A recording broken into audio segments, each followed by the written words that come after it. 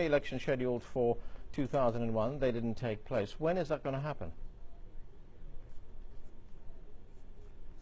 What elections? Elections in Eritrea. We'll see what the elections in the United States will bring about, and we will wait for about 3-4 decades until we see genuine natural situations emerge in Eritrea. You're saying Eritrea is going to wait 3 or 4 decades before it holds elections? Maybe more, who knows?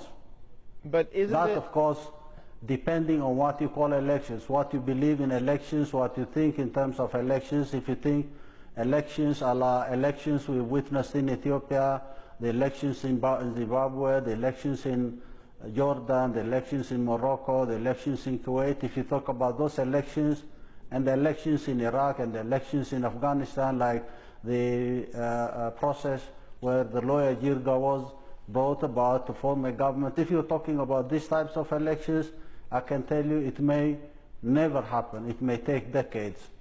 Well, aren't elections a central element of a democracy? And if you don't have elections, then you don't have a democracy.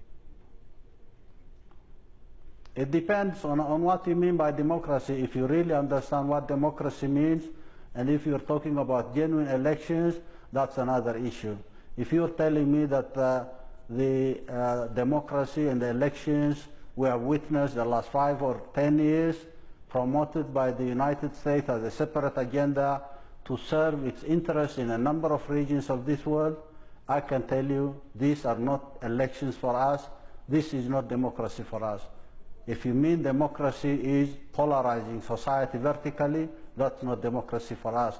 And these days it's become very fashionable for people to talk about democracy when society is divided and polarized along ethnic, religious lines, and we are not party to that kind of democracy.